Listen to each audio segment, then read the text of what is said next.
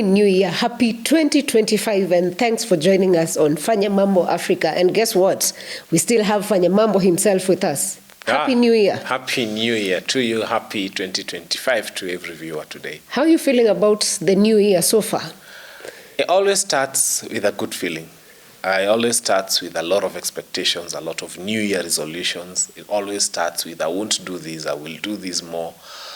And so that's where I am. I'm in that space of those things I must do this year, those things that everybody wants to do, the resolutions. I'm in that space. So it's interesting. Maybe you can share with us what you plan to do in the political space in this particular year, so that we can hold you accountable in December.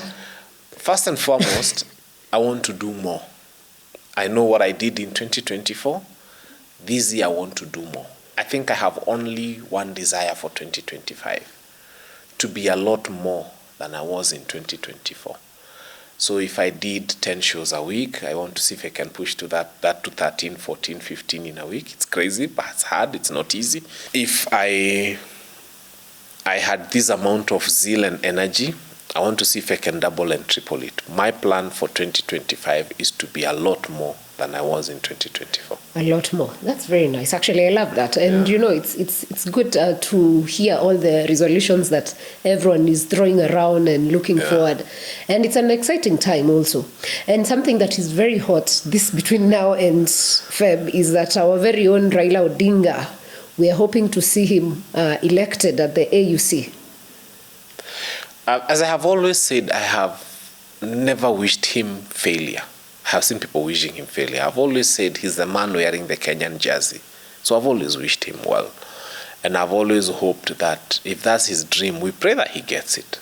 We pray that he succeeds. I mean, it would be a win for the country.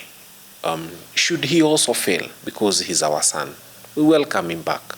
We will welcome him back and say, you fought a good fight. You know, it's like somebody going for the Olympics wearing a Kenyan jersey. If they go there and win and come with gold or silver or bronze, we celebrate them. Should they come back and they were number 4, you don't tell them to go to Tanzania or to Burundi or some other place. We welcome them back, we hug them, we tell them, you put up a good fight for the country and you put us on the map and you did well. So we are prepared for both outcomes. But we wish he would win. It would be good if he won. I actually pray and hope that he wins, and we hope he impacts the whole of Africa, because Raila is a wealth of knowledge, and he's been an impactful leader. I mean, he has his flaws, but he's done well for Kenya so far. Something else that would be interesting or of concern is if he loses and comes back, what will the comeback of Raila have in the political space? It'll be different. This is the first time when people are questioning him. Even his own supporters are questioning him. There were times when they used to say Raila Baba, Raila Mwana, Raila Roho Mtakatifu. And they used to do everything he said and in the way he said it at the time he said it. Right now I am seeing young people, even in Bunge la Mwananchi, coming out there, because I watch their proceedings. People may want to trivialize that thing, but it has its own followers. And they are saying, Baba, you shouldn't have led us to Ruto. I saw people who have supported him, like a young man who attended the anti-femicide demonstrations, and he was chased away just for following Baba. What we are trying to say is Raila Odinga will come to a political space that will be intrinsically different from what is known. He will be finding people who are questioning him. And you know, Gen Zs are not like millennials, they are not like Gen Xs. Gen Zs will ask you, why? Why should I do that? Why do you want me to go that direction? But how is that going to help me? Baba always has plan A, B, C, D. He's had all those plans. And he's had people who followed him. Almost into oblivion, but they followed him. And now he's getting people who are telling him, Baba, why are we doing this? And that's a very unfamiliar territory for him. So he will find that it's not 100%, but there's a huge section of his followers who are asking him, why this direction and not this direction?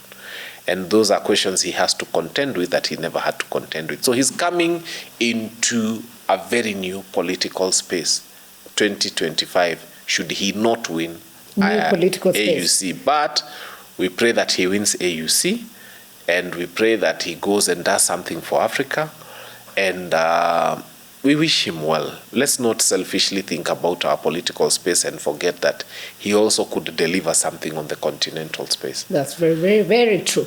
And not even towards the end, the last half of 2024, there was a lot of Ruto must go connotation that has. We're still in the first weeks of January, so I don't know if it's still alive, but it was very alive in 2024. Do you think Kenyans will still hold that, or is there any change now that we went for holiday season? This year, I have told you, what makes people say Ruto must go is they wake up and during the week they were battling with a medical condition that made them pay from their pockets. Should that persist, then the voices of Ruto must go will increase. People paid a lot of school fees from their own pockets because capitation to schools was not forthcoming. Should that persist in 2025, Ruto must go will become louder. People have found the cost of building materials going up. You know, this administration tells you how unga has gone down, and we admit it has, but cement has gone up. Building materials, the tumors for building have become very expensive. So when people go to the hardware and they realize that, oh, you're reducing on unga and then you're increasing on other things, they will sing Ruto must go even more. What will determine whether Kenyans will continue singing Ruto must go is the economics of this country, how everything impacts on their pocket. Should impact right, they might start changing tune. But as long as things remain this way or become worse, if taxation is increased, then Ruto must go will be sung a lot more. Wow. And if, I don't know how I look at it, but how different will the political space be this year? Very different. Let me put it this way. If, this is an if by the way, I actually hope Raila wins, but if he doesn't win, he comes back. There will be again also there's Ruto. There is all these other formations that are happening with the young people and with the likes of Martha Karua, Jubilee Party, I don't know who is who. Like, how different will that political space be? It will be very different because Martha Karua is rebranding her party and she wants to take the game to them, literally. We've had Matiang'i, it's being rumored he wants to vie. He's yet to come out clearly and say. We've had Omtata, it's being rumored he wants to vie. It's yet to come out clearly. I think that is not a rumor for Omtata, it's more of his... Yeah. We've had a few other younger people saying they want to go for the seat. So he will also come. And, you know, he's had the tradition of people he's competed against. Raila Odinga will definitely be on the ballot in 2027 if he doesn't go to AUC and if he's alive. Because each of those politicians could die. Yeah. Any of them. They are human beings, they are mortal. So if he's alive and well, he will vie in 2027. But now he will vie against candidates he's never vied against. Raila Odinga has vied against Ruto. He's vied against Uhuru. He's never vied against Omutata. He's never vied against Matiang'i. And he's vied against sometimes a wave of dynasty versus hustlers. He's vied against a wave of 41 versus 2. He's never vied against people who are discussing real issues, hard issues like meritocracy. People who are saying we are tribeless. People who are saying we don't care which tribe you come from. He's not vied in such a different set of circumstances. So it will be very different for him. Very different. Yeah. But generally, the general politics... Yes, and you know, there's also these rumors of having a referendum in 2025. People have been talking of increasing the seats, the number of years for the president, and so many other things that had been suggested, including the creation of a prime cabinet secretary or the prime minister's position in law and leader of official position in law. And so it was postulated that it's possible to have a referendum in 2025. Should that referendum come this year, then, of course, the political temperatures will be very, very, very high. It will be an interesting referendum because a lot of campaign will happen online as opposed to physical. There will be a lot of investment in videos and propaganda. And, oh yes, in this year, for the first time, we shall see AI. You know, in 2022, AI did not play a part in our elections. Yeah. I can tell you in 2027, And in this year 2025, if there is a referendum, there will be a lot of AI involved in what will then be our from political messaging. You sometimes go, before in 2022, people were preparing like a manifesto. 2025 through to 2027, even those people who are vying for MCA positions will go to ChatGPT and say, make for me a 5-point manifesto. And then generates. Yeah, and it will generate in 30 seconds, and they will go to the printer and they will give you. So the bulk of our manifestos in 2027, you can imagine, will be AI generated. But now, what concerns me when you think about it that, and I remember during Jamhuri Day celebrations last year, the president touched about misinformation, disinformation, getting the facts right. If we are going to that, if the referendum happens, I feel like there will be a lot of misinformation involved, disinformation, and I don't know if people will be able to sift through to see. Unfortunately, people may not be able to sift through to see. I saw a senator who was made to kiss another senator by AI, and the bulk of Kenyans believed that kiss happened. We all know, for those who are AI intelligent, it did not happen. So just be prepared for a very bumpy ride. Be prepared for a situation where anything you say. So it's now incumbent upon government to come up with things that are so dear to Kenyans, that there are Kenyans who are making now AI-generated information that is geared towards selling what is good. Because if it hurts Kenyans, they fight back and they come up in a bad way. If it doesn't hurt them, they usually don't come up in such a bad way. I have a feeling it's going to be a very an year of fighting a lot of misinformation. And I think it's going to get worse for politicians, because now if we don't like you, we'll come up with things. By the time you come and say, no, this didn't happen, the message is in the villages, in WhatsApp groups, and you can't control. But anyway, that's something to watch out for. And now that we spoke about a referendum, we're still waiting for the formation of IEBC. Are we finally going to have it reconstituted? Or because even when the meeting between Uhuru Kenyatta and Ruto happened, they said that's one of the things they discussed. Is it going to happen? You see, there are two mulis who are disturbing us. There's Muli and then there's Koki Muli.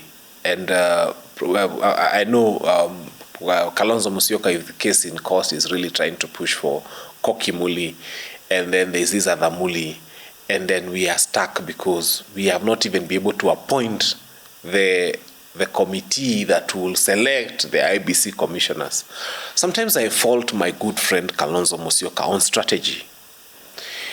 Koki Muli, for those who've read about her, is someone who's got a lot of experience in that space. Is someone who is very brilliant and can run IEBC actually very well.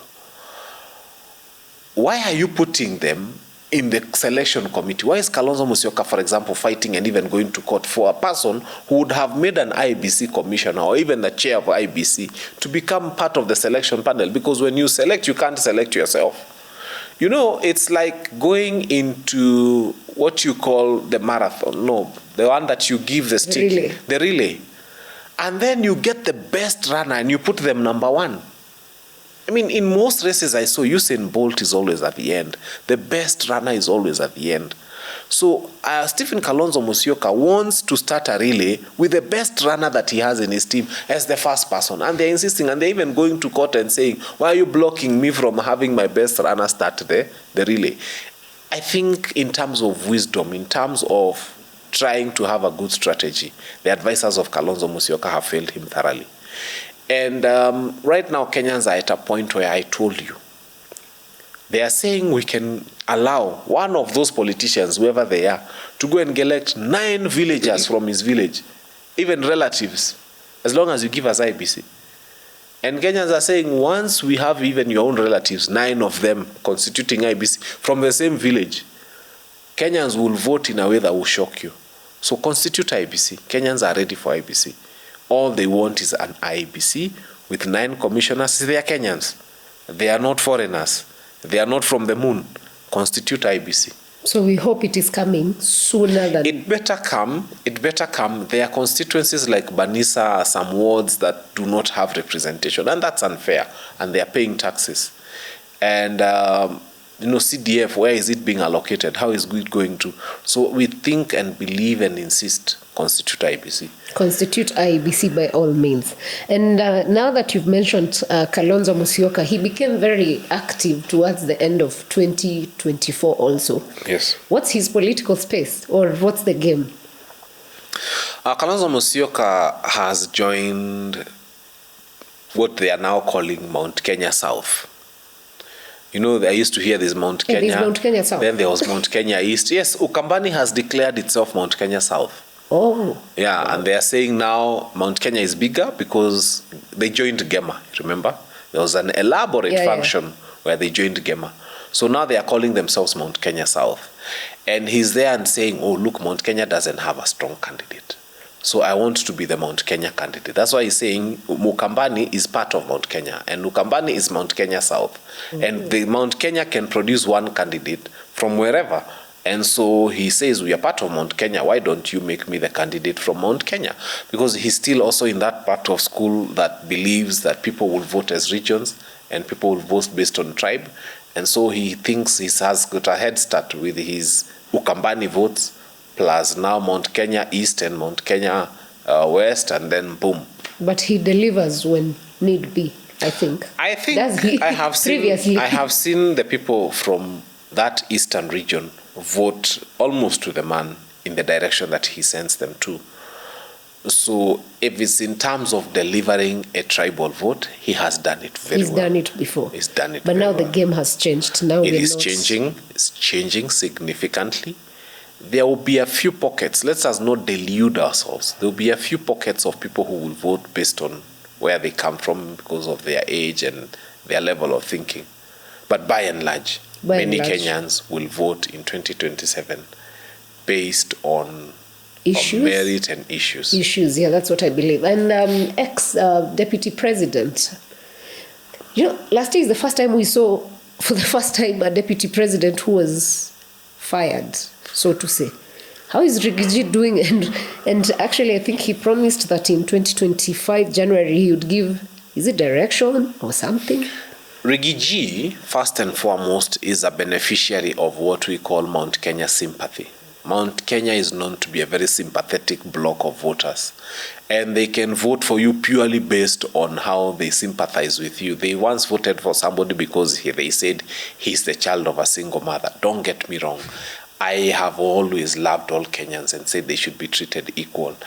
And but when they come and say they are voting for someone just purely because he's the child of a single mother, not based on any other consideration, then that's a problem. So Rigathi is there. He has learned how to milk the sympathy of the mountain. He's known that his voters are very sympathetic. So it is wrong to wish him away and say that he commands no following. Right now, he has a huge following of people who believe in sympathizing with him for his wars, and they would vote with him wherever he was to guide them to vote. He's saying he's going to give directions. The court cases will determine whether he was duly, properly impeached and whether he stands a chance to offer himself for leadership or not. Should the courts rule that he can vie, then Rigathi for sure will be on the ballot in 2027. Either as a deputy running president for somebody or as a president. For president? Yes. You think so? I know so. Rigathi... How so? You see, Rigathi is now 61. He's always had presidential ambition. What would make him postpone the idea of running for president? I can tell you without a shadow of doubt, should the courts clear Rigathi to vie that and say that he's eligible to vie, of course he will not vie for governor. He will not. Yeah. He will only vie for either president or he will be a deputy presidential candidate for somebody else. You think he would take that place where he has been? Yes, I think he would, because he was saying he will come with a new party and all. You see, the whole idea is to win an election. And should you realize that by offering yourself, you may not win, that other than that by supporting someone, that person could win, then he might support someone from another region. So, but that will depend on the courts. Should the courts then declare him duly impeached and therefore not eligible to vie for the next 10 years, then what will happen is that he will have to find someone behind whom he can throw his weight. Well, that would be such an interesting turn of events if I think about it. I've not even thought about him as a president, honestly. That has caught me off guard. Anyway, interesting perspective. The education sector. You've seen what is going on with parents this first week. There's the issue of Taifa registration. There's some schools that have not gotten the grade 9 classes or something. Head teachers are complaining they've not gotten money. What's happening? And the best time to have planned for the crisis we are in right now should have been in 2024. But we always wait for the new year and deal with new year problems in the new year. How many classes can be built now, between now and when schools open? Why are we having all secondary schools without Form 1s? There will be some infrastructure that will not be used completely. And then there will be primary schools that are condensed with people who should have been out of there. I've always told this administration, there are things they don't understand. And I wish they could. For those children who are in boarding school, primary boarding schools, our Kikuyu tradition and many traditions have it that boys after class 8 go through the rite of passage. And they are happy to go into high school now and find all other young men who've gone through a rite of passage, because then they are sharing bathrooms with them. They are sharing very many amenities, the toilets and everything. I mean, for anybody who's been to a boarding school will tell there's almost no privacy in those schools. Now they are being kept in the same schools that they were. And now they are interacting in those bathrooms and those facilities with the younger boys who never went through the rite of passage. The training and the conversation that many young boys have been going through, because I, as a motivational speaker, many people know me that other side of my life. I speak in corporate events, and I even speak during rites of passage. Even this December, I went to speak to very many boys. And most of the content was geared on there is a change that is going to happen. We want you to have a different mannerism. We want you to carry yourself differently. Change of school was helping in a very big way, because this young man now is going into a new environment that does not know his past. Now the field is the same, we are playing in, the dormitories are the same, the classrooms, everything. What will inspire this young man to change? It will be the first time when young men are going through a rite of passage and then going back to the same circumstances they were in. And it doesn't inspire a lot, doesn't inspire change, it doesn't, yeah. And then even for the girls, nowadays they don't go through the physical rite of passage. But all the churches are having a special rite of passage for girls. And they're teaching them many things. There are many of them, by the time they're reaching 13, 14, when they're finishing grade 8 now, or what would have been now, whatever they are saying, you know, now their breasts are emerging, their bodies are changing. And again, they don't want to share the same facilities with these younger ones. By the at 13, a lot of change happens in a very short time to girls, and you notice, oh, this girl has just changed. Now, all of a sudden, those girls would have wanted a higher level of privacy or to interact with ladies who are much older than themselves. They are going back to this. So 2025 is not a very beautiful year. It is difficult for school transition, and even in terms of books. Now, those schools that had piled up Form 1 books, what will they do with them? Maybe they'll just now have to keep them in libraries. I don't know for what. CBC is changing, and high schools were not prepared for that. You are supposed to take now kids who are good for arts, or I don't know, kids who are good in humanities, or, you know, the 3 areas they are going into. The laboratory I saw in my son's school when I went is the same laboratory that was there in 1995, 96, 97, 98. That laboratory is where these CBC children are coming into. So at the right same time. infrastructure. Same infrastructure. So it's about putting new wine in old wineskins. and then hoping that it won't tear them. So are we using especially the first class of kids as guinea pigs? And how will that affect or impact them in terms of their education? 2025 is a year we need to ask very hard questions. I have a daughter who is going through CBC.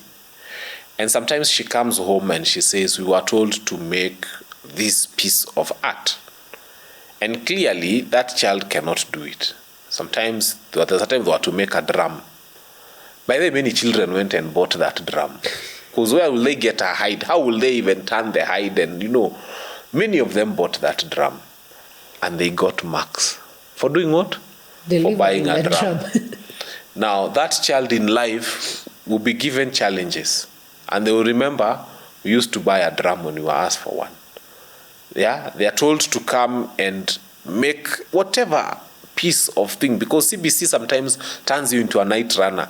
They come and tell you they needed to have, potatoes and what, and then you're running at night and people are thinking you're mad buying potatoes at night, and you are the man they're asking you, bibi yako wako wapi unanunua viazi usiku. But then, now this system of education is preparing children who are having the bulk of their homework done by their parents for them. What will stop those children from getting employed and telling, hey, mom, you used to do for me my homework, now come and do for me my work, because really I learned nothing. CBC was about homework that belongs to parents. Cuttings here and there. We are told to print things from the cyber. You're told, it's crazy. So, I don't know. I think 2025 we really need to think. And I have always told people, when the British left this country, after independence, they left us with that system of theirs that is being taught in all the B schools, these British curricula. And I don't know why we were eager to get rid of it. Now we are at a place where we have an education system that everywhere you go, even if you take a flight to Canada today, they start telling you to do an English exam. They tell you, if you just told them I'm an IGCSE student, it would have been different. Anyway, it's water under the bridge, but 2025 requires us to have a very serious, deep thinking about what we want to be as a country.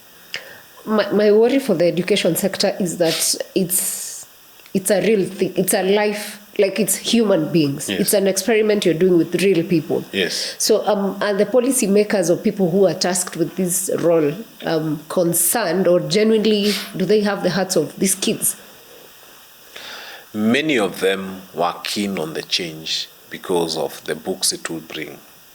And then who is the author of those books and who makes the money out of those books. If you remember the first, when CBC began and even now, there were so many books that were meant for the child to write inside. Yes. A textbook that requires, and that textbook is about 400 shillings. How many parents can afford that kind of a book? So it became a system where if you are not rich, it becomes very expensive for you, because you're told to go and buy these books, and I bought a lot of them. I thought the government provides the books. No. And then you find your child writing inside those books. So it can't be used by another kid. Yes, it cannot first be used by another child, and two, it cannot be afforded by everybody.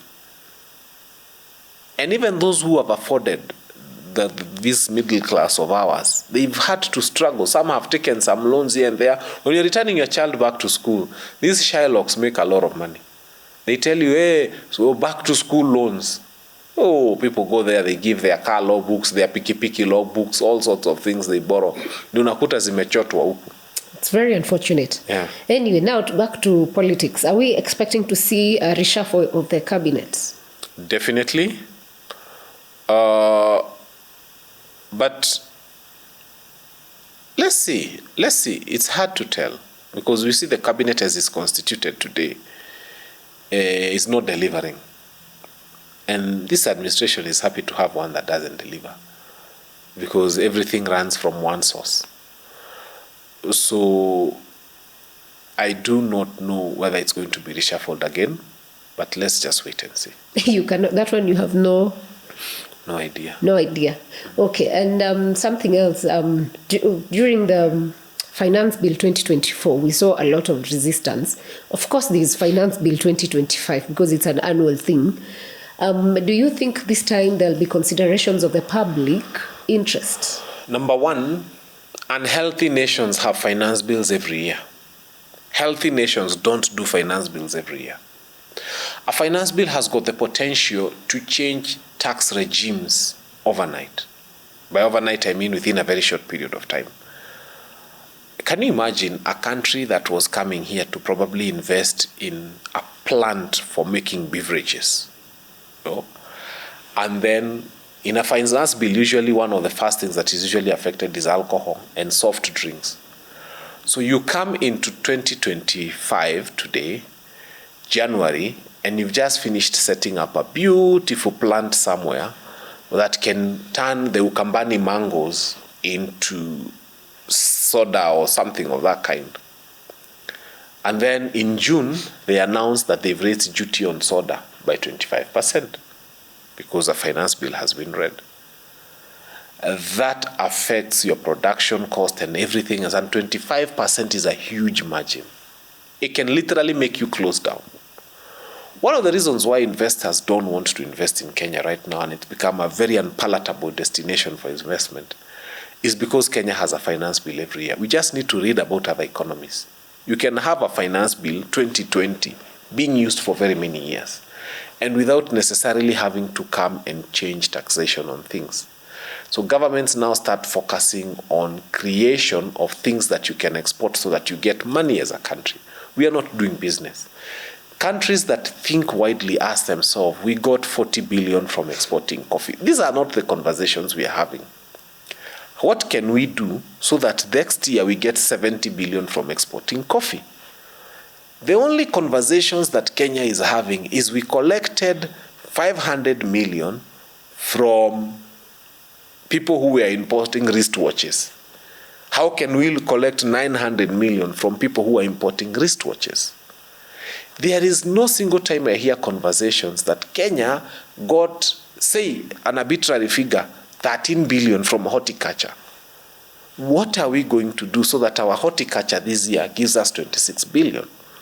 When a government thinks that way, they start coming to the to the flower farms and asking them, what can we do to help you? So that instead of you who exported 2 tons of flowers, what is causing you not to export 5? They'll tell you actually, if you remove taxation, for example, on fertilizer, maybe I can export 5 times what you're thinking. And you'll be like, what? I have never had conversations around what are the income earners of this country and what can we do to bolster the income earners of this country so that in 2025 and moving forward, T that gave us X amount will give us X plus Y plus Z. Those are the conversations we need to have. Then the next question is the balance of trade, where we are supposed to export more than we import. We ask ourselves, Kenya, for example, is importing fish, but we spent 1.6 billion counting fish. What would we have done differently? 1.6 billion, if you're at home, take your calculator, divide by 60,000, the cost of just setting up a basic pond. How many basic ponds would we have set up for young people? And I remember there's a time under Kibaki when they went all out in helping young people to start fish ponds. And there are some people who will today tell you, they started their fish pond there and it has been a life changer for them. How do we help young people, for example, as you talk about job creation? Job creation is stop importation of fish and help every other young person who can, in their own rural village, come up with a small fish pond and be able to keep their fish and be able to sell their fish so that you don't have fish being taken in a plate somewhere in Theka or Murang'a and that fish had to come all the way from China. So 2025 is supposed to be about such things. You know, you mentioned the fish, and I've remembered last year, Joho CS launched, is it a fish market in Meru? And it was very interesting because it just became, it's like a kiosk. Yes. And then they said there was no even, what is this storage thing called for fish? Like it was just even a cooler. Yeah, there was no cooler. And it's really, I hope our CS is this year. Seriously, and he probably spent more. He spent more to go there, than what he launched, and he drove a car worth a lot more than cars. In fact, for that matter. Yes. Please, CSAs this year. Can you just In fact, you do not have to launch everything. Just deliver. There's a CEC in Meru of agriculture or whatever. Let him do that job. I mean, as a CS, do better in your particular departments. Overtaxation was such a huge thing last year. Do you think we're going to see more of that? Or has the government found... Towards the end of 2024, we saw Mbadi trying to sneak in parts of the old finance bill that had been rejected. And those ideas are, as I said, moribund. I expected more from Mbadi. I expected better brains and I expected better ideas. We are getting horrible ideas because I've told you this is a government that thinks for them to make money, it has to be from taxation. It's not true. It's not true that every other money that government can make can only come from taxation. When we start thinking of bolstering, for example, in 2007, just before the post-election violence, Kenya got 1 million tourists that year, and we made a lot of money from tourism. The conversation we should be having now in 2025 is, that was 2017, not 2007, 2017. Well, the conversation we should be having in 2027 is, wait a minute, what can we do so that if we've been getting 3 tourists, we get 5 or 7 or 8? And what can we do to make ourselves such an attractive tourist destination that anybody who thinks about it would want to come here? And just increasing the number of tourists increases the amount of money coming in. There has been issues of diaspora remittances. In fact, they were saying that they want to issue a diaspora bond. I submit to them that's not what we need. I have seen very many people in the diaspora whose desire is to come back home and have a retirement house. How do we encourage them? How do we come up with a way of providing them with the impetus to want to send money that will go towards them constructing or buying or owning a home, so that when they come back home, they will see, I worked in the US for this number of years and I have a home to show for it. If we find that way, the diaspora remittances will double, if not triple. Because some of the reasons they don't send money is because you have cousins, you have brothers who they send you photos of your neighbor's house, you keep sending money. When you come here, you faint because all your life savings did not go into what you wanted. Even if it means coming up with a law that will criminalize and punish so heavily anybody who receives diaspora remittances and does not direct them to the right direction. Find a way to encourage cash inflow. Then you don't have to think about taxation. Yeah, because I feel like people's pay slips are now at their worst. Yes. Because the taxing has gone up, the incomes remained constant, and it's unfortunate. And something that is, I don't know, we've been doing labor export through CS Alfred Mutua and, of course, the government. Are we going to reduce that, or how else will this government deal with unemployment? Because it is a crisis. I think November, December, we had, I think, over 10 graduations. So where are we taking this? I think labor export is not a bad thing. What is a bad thing is we never set standards for our employees, so that anybody can come and pick our girl here and take them to Saudi Arabia and commit all sorts of atrocities on the bodies of that young girl, and sometimes they even come back here in a casket if they come back. First and foremost is, let us block our labor from hostile destinations without fear. If I was in charge of that ministry, I would wake up and say, from now, destination X, Y, and Z are banned. We cannot send our people there until you conform to human rights standards. Number 2, you've seen Canada is looking for people, Germany is looking for people. These things are not secrets. There's nothing wrong. In fact, at one time, let me tell you, there was an Olympic qualifying race at Nyayo Stadium at one time. And it was a marathon. It was a 10,000 meters. Wanakimbia 25 laps. The first 80 people had met the Olympic qualifying time. So Athletics Kenya had no choice but to take the first, 1, 2, 3, maybe up to 5, and say, from this they will form the team. It made sense. I mean, they picked the best 5.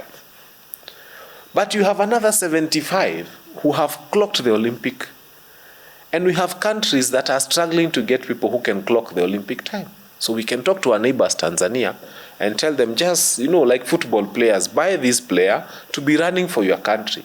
Even if we went for the Olympics, and then all those Kenyans won. I mean, for a long time, there's this guy called he's been running for the US, and he's given Langat, and he's given us a run for our money many times. And anytime he wins for the US against a Kenya, we celebrate, because we know either way, some of that money will still come back home. I think let us look at an Olympics where we say, wait a minute, nobody who meets the Olympic qualification time will stay at home. We start telling Germany, by the way, you guys don't have anybody in the marathon. Yeah, we have 75. We took our 5 best. But if these ones you go and add and do some training, they'll probably even beat our own. Because our own, let me tell you, they work so hard. Mtu maybe anauza sukuma wiki, or somebody is a boda rider, and then running is part-time. When they go abroad, running is full-time. Like Langat, his program, his food, everything is taken care of. You saw that lady who left here and went to run. Was it for Bahrain? Yeah. And she got money and a house. Well, the hours were not even given the affordable housing. So let us export athletes completely. Let's agree. Let's come up with a policy. Let us export them. Because you're giving somebody a chance to use their talent for their own benefit.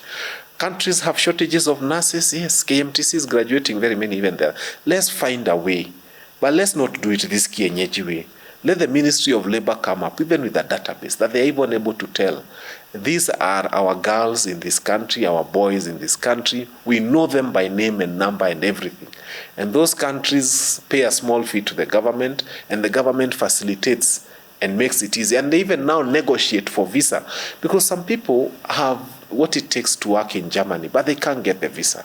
So the government needs to come up with a desk and come up with a very strong cooperation between ourselves and Germany and France and the US and the UK, and tell them, before you go and look for labor anywhere else, and we market ourselves as a destination, and we have very good human resource and very good training. Anybody who's been to Utalii College and trained in hospitality there will tell you hospitals in Dubai fight for Utalii College graduates. That they do. Hospitals across the globe, the minute they hear Utalii, they want that, because the training is good. So why don't we say we are going to produce the best human resource for the whole world? We equip all the hospitals in the world, we equip all the gyms, ata gym instructors, mukitaka, we just make it a proper program, because there's nothing wrong with us exporting labor. That's true. It's just that we are not doing it in a respectful way, we are not doing it in the right way. As we struggle to create opportunities here, I'm not saying that we don't create opportunities and we just train and send abroad, but hata mbegu yetu ya Kenya ikienda all over the world, it will be a good thing. Let us come up with a proper way of taking our young people abroad. And let it not be reactionary, because when they come and tell you we have these opportunities, what will happen is that then we shall react and we shall be given a road deal. That's true. Yeah, I think if we find a way of making it functional proper, it's good. But also, we elect a government to make things work for us. So please, by all means, ensure you create enough opportunities here for people to make the choice. If I want to leave, I can decide. But if I want to work from Kenya, let it work for me. I'm a citizen, yeah? Your final message for the year to Kenyans? My final message is make New Year resolutions. It's healthy to make New Year resolutions. Try as much as possible to live by them. If you're not able to live by some, don't kill yourself. The year is still young. Shida ni ati hezi rudi nyuma kidogo tuanze tena. There are Kenyans who said, wait a minute, I've made a small mistake. Can we start afresh? There will be no room for that. So it's very early in the year. Try so that you don't tell us, hey, it's 10th of January. I want us to go back a bit. I've made a mistake. No. Start 31st. Let's start again. We are not going to start again. And then, of course, there'll be a struggle in writing the date. We always find ourselves writing 2024, and then we cancel. We write 2025. But I implore us to go into this new year with renewed vigor. Let us do the best for ourselves, for our country, for our children, for those who've been blessed with children, for our parents. This year, let's just purpose to be better human beings than we were in 2024. Purpose to be better human beings. And I'll also urge people to be more active citizens, because if we want a country to be good, We cannot just sit and watch Fanya Mambo make the country better. It has to be, I have to play my part. You have to play your part. We all have to play in making Kenya a great nation that it is. And we have to make things work. And also, it is time to keep the people in power, we have to keep them accountable every day. We have to, and to remind them why they're there, so that they know they're supposed to be working for everyone. And when the system works, when we make a functional system for all, it is better for country, yeah? So keep watching Fanya Mambo Africa. We will be here all year to keep you posted on the events of around the world. Oh, wait a minute. Trump is being sworn in. Yes. I had forgotten. Wonderful. I think... sorry. It's a beautiful thing that the Trump won, because I've always said Republicans have a way of not interfering with Africa. And they have proven most of the times they are not interested in interfering with us. And even if they do, it's in a positive way. Remember, Bill Gates had been given some rights here that the courts cancelled. We are happy. That was a Democrat's idea. I have seen even now the appointees who will come. I know we shall get a new ambassador from the United States, and I know things will be very different. We want, and I saw, in fact, the ones who are representing the United States here, they condemned the police for what they did to women when they were going and just having a peaceful demonstration against femicide. So it appears now with the Republicans, we don't have people who are condescending to us as when we agitate for our rights. They are actually supporting Kenyans when they agitate for their rights, and they are telling the Kenya police to be humane in how they treat people. So we thank God that the Trump administration is starting. Of course, if it lets us down, we shall fight it again, because we're just supporting them now that they are starting. But should they also prove to be otherwise, we shall also tell them what we told Meg Whitman. You'll come up with a hashtag. Yes. Anyway, guys, we wish Trump all the best, and the country, of course, our relations with the US are very, very important. So yeah, that's something to watch out for throughout the year. So see you on the next episode, and thanks for watching. It's January, do subscribe.